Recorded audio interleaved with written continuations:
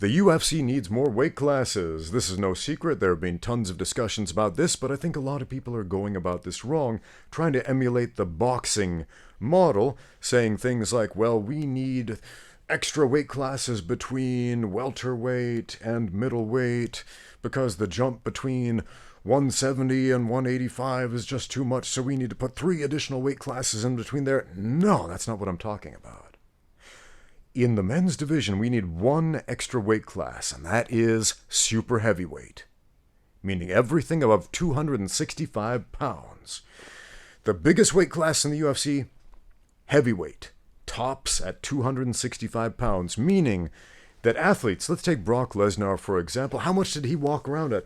I don't know the exact number, but the dude was big, and he was cutting some astronomical numbers to make 265. When we saw him fight Randy Couture, and I'm pretty sure Randy Couture was cutting weight to make heavyweight at that time, and Brock Lesnar looked literally twice the size of the former heavyweight champion. My goodness, how did he do it? Probably with IVs and who knows what else, maybe some officials looking the other way. I don't know. That was a freak show fight, practically as close as we've ever got in the UFC.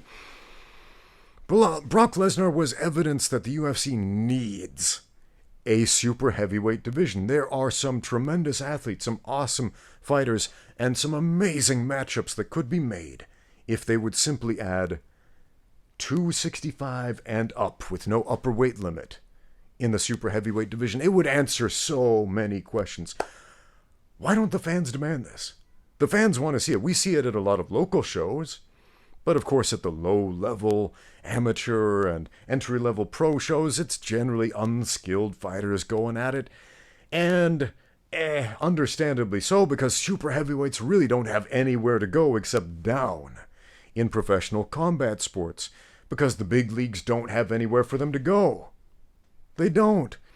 Man, I knew so many guys back in the state of Utah, for example. There are a lot of dudes who come from the Pacific Islands who are just these giant, monstrously athletic dudes from Tonga, from Samoa, etc., who they like to fight. And some of these dudes were MMA fighters, and, you know, they kind of did it casually for fun, etc. But again, there was no ambition beyond that because they simply weighed more than 265 by a considerable margin. So what for? What for? Man, you can't get in the UFC if you walk around like 360 pounds. There's no way you can cut down to 265 and not die. It's just not practical. And you're not going to diet down there. You'll be a whole different person. Man, shredding all that muscle, because we're not talking about extra fat, we're talking about muscle. There are some muscle beasts out there that we will never see in the UFC right now anyway. I probably shouldn't say never, because who knows, maybe somebody with the authority to make some changes will listen and realize, hey, remember when the UFC didn't have weight classes and there were some giant dudes who didn't know how to fight? Getting beat up by smaller guys who did know how to fight? Well, what if the big dudes actually knew how to fight? Because a lot of them do now. But again, they don't have a home in the UFC. The second thing I want to talk about, more weight classes? Yeah, for women. For the longest time, there was 1 weight class for women, pioneered by Ronda Rousey and those early women's competitors. Now we've got 4, going from strawweight all the way up to featherweight. So basically teeny tiny, because apparently that's the only size women come in. What? What's that you're saying? But Ramsey, women come in additional sizes besides just teeny and tiny. Yes, there are small women. A lot of women are small, but there are some great competitors. Imagine for a minute if the UFC just had a 155 division, a lightweight division for women. Imagine that for a minute.